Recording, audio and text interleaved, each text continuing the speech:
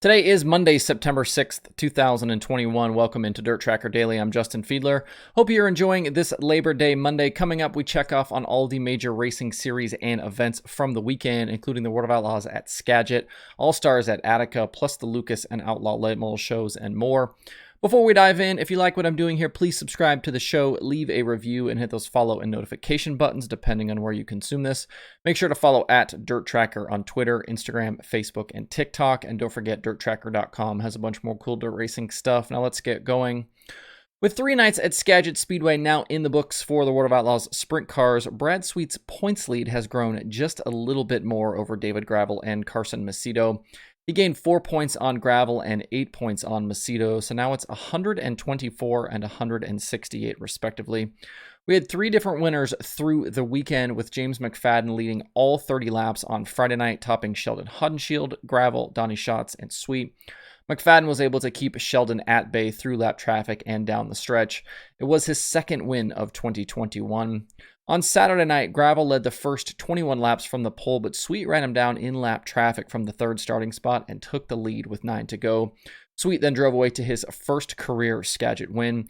Schatz finished second, Gravel slipped to third at the end, McFadden fourth, and Sheldon was fifth. Sweet has now matched 2019 for most wins in a season for his career with 16. I said it earlier in the spring, but I definitely think 20 wins is achievable for that Napa 49 team. On Sunday night, with $25,000 going to the winner, we had a nice battle through lap traffic between Macedo and Logan Schuchart. Schuchart took the lead for about 4 laps near halfway, but Macedo made some nice moves to take it back, and he led the final 18 laps en route to his 8th win of 2021. McFadden finished second, Schuchart third, Sweet fourth, and Gravel was fifth. It's a very strong weekend for J-Mac, picking up that Friday win plus 2 more top 5s. He suddenly got 12 straight top 10 finishes. Schatz and Haudenschild also continued their top 10 streaks as well. As I suspected last week, the car counts weren't massive, but still decent with 24 on Saturday and Sunday. We did not end up getting a contingent of California drivers to tow north, but did have Rico Abreu and quite a few locals like Trey Starks, Austin Wheatley, and Jason Solwald in the field. I would expect much of the same tonight. The Outlaws continue the West Coast swing tonight with a stop at Grays Harbor Raceway. Gravel and Macedo are quickly going to start running out of races to run Sweet down here. We'll have more on what happens tonight on tomorrow's show. The World of Outlaws late models closed out their southern swing on Friday and Saturday nights with stops at Livonia in Georgia and Volunteer in Tennessee. Friday night at Livonia, it was South Carolina driver Ben Watkins who dominated the show, bagging $10,000 in his first ever series win. He held off a mid-race challenge from rookie Tyler Bruning, but ended up leading all 40 laps. Over the last 3 seasons, Watkins has only 9 appearances with the Outlaws, and his best finish before Friday night was an 11th at Cherokee in 2020. Definitely picked a good night to have a good night. Bruning, Brandon Shepard, Brandon Overton, and Zach Mitchell completed the top 5. Chris Madden again lost ground in the standings with a 10th place finish. On Saturday night at Volunteer Speedway, it was a complete mess to start the feature. We had 3 cautions before we even got a lap complete. The third of those cautions happened when pole sitter Chris Madden and third starting Ricky Weiss tangled at the start, causing a big pileup on the front stretch. Madden was none too pleased with Weiss and even got out of his car to yell at the Canadian driver. Both cars had pretty big body damage, but both were able to continue. Once things settled out, it was all Brandon Shepard out front. He took the lead from Madden at the start, dodged a bullet later in the feature when Dakota Knuckles spun in front of him and drove away to the win. He and Knuckles actually did make contact in that incident, but Shepard was able to continue with minimal damage. Madden ended up second, Michael Chilton was third, Tyler Bruning fourth, and Dennis Erb Jr. was fifth. The win was Shepard's 8th of the season and brings him to within 1 of tying Josh Richards for most all-time with the Outlaws. He's also closing in on that series championship, leading Madden by 180 points with only 6 race nights left in the season. The Lucas late models were supposed to get 2 shows in this weekend, but lost the Sunday Hillbilly 100 at Tyler County to weather. That event will now be pushed to 2022. On Saturday night at Portsmouth, it was points leader Tim McCready who earned his 5th win of 2021 and 2nd in a row. He took Devin Moran and Kyle Bronson 3 wide on lap 5 on the high side and took the lead. He then went unchallenged the rest of the way to score the victory and extend his series points lead. Rand finished second. Ricky Thornton Jr. hard charged from 19th to finish second, and that was after a tire change during the feature. Tyler Erb was fourth, and Jimmy Owens completed the top 5. McCready's closest competition in the standings in Hudson O'Neill and Jonathan Davenport finished 6th and 8th.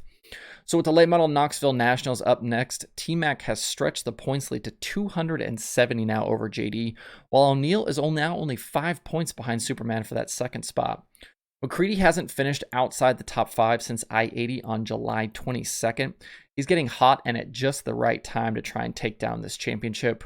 Both the Outlaws and Lucas are quiet this week as the World 100 takes to Eldora Speedway. We'll have more on that later in the week.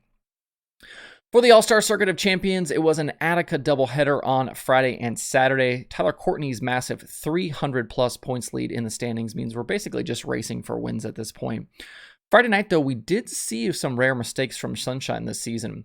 In the feature, he spun off the top of turn 4 on 2 different occasions, went to the back, and then could only race back to 12th. It ended his streak of 19 straight top 10 finishes with the All-Stars. Another driver with Friday night issues was Justin Peck. He started on the pole and was up front early, but a flat right rear basically killed his night, and he ended up 15th. Out front, Tim Schaefer led the first 27 laps and looked strong in the Brian Grove 28. But late in the going, Zeb Wise slipped past him and drove away to the win. Schaefer later broke something and ended up out of the race. Jack Hodenshield finished second, Skylar G third, Spencer Baston fourth, and Hunter Schoenberg was fifth. The Saturday program was run as a day show to avoid weather in the area. Local favorite Craig Mintz actually ended up leading the most laps, but he came up short for the win. He battled with Zeb Wise for much of the 40 laps, but late in the going, Spencer Baston was on the move. He started 8th, methodically picked his way through the field, and took the lead for good with 5 to go.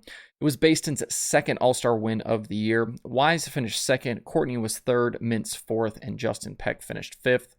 With 8 races still to go and the Tuscarora 50 coming up at Port Royal, Courtney's championship lead is now 302 over Corey Eliason. The Tusky will pay a cool $54,000 to win this coming Saturday night. Over to USAC, the Saturday Silver Crown race at DuQuoin was postponed to weather and is actually being run as I record this show. Hopefully you tuned in on Flow Racing.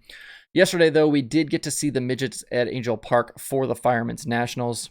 The 30-lap main event was only slowed 1 time by a caution, but it ended up being a pivotal one in the race for the win.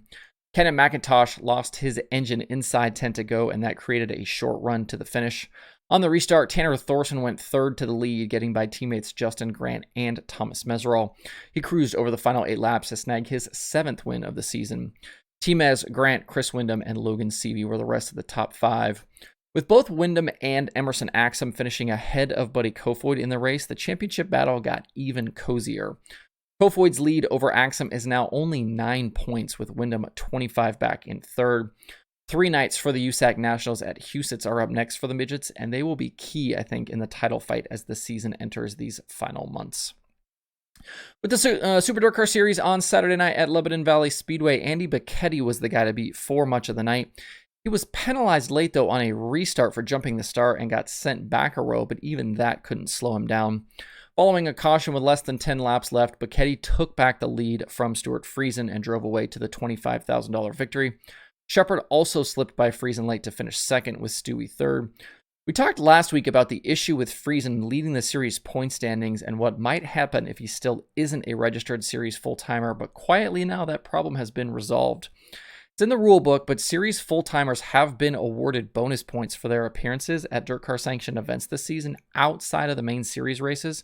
So that now drops Friesen from the points lead all the way back to 19th. So now Matt Shepard leads the Super DIRTRACKR Series point standings by 89 over Peter Britton, with Billy Decker, Matt Williamson, and Mike Mahaney completing the top 5. Super DIRTRACKR Series Big Block Modifieds are back this weekend for 2 shows at Weed Sport. Another late model competition over the weekend, Michael Norris was a $12,000 ULMS winner at Bedford Speedway. Donald McIntosh won an Ironman show at Boyd's. Matt Henderson took down $20,000 in a crate late model at Cochrane. Bobby Pierce was the Mars winner at Fairbury. Luke Goddard won $10,000 at 300 Raceway. Rusty Schlenk was the Sunday winner at Merritt, and Spencer Hughes won the $5,000 show at Eldora. For more from the late model weekend, visit dirtondirt.com. Other weekend open wheel winners included Aaron Reitzel taking the Pete Jacobs Memorial at Wayne County. He was kind of a non-factor with the All-Stars at Attica. Justin Sanders won the Louis Vermeil finale at Silver Dollar. Damian Gardner won the non-wing portion of the night and then promptly came at Brody Roa in a fiery, profanity-laced post-race interview. Go find that video if you haven't seen that yet.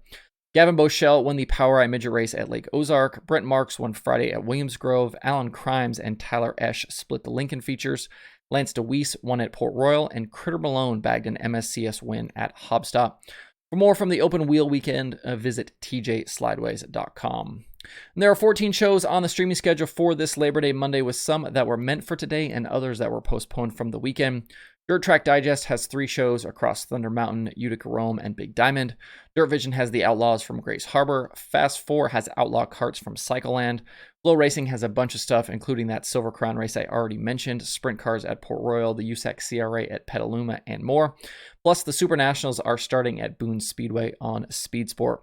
To see the full list of shows with links to watch, visit DIRTRACKR.com/watch tonight. That's it for the show today. Hope you have a good Monday. If you have thoughts about the topics on today's show, please leave them in the comments below or tweet at me. Thanks everybody for tuning in. We'll see you tomorrow for more DIRTRACKR Daily.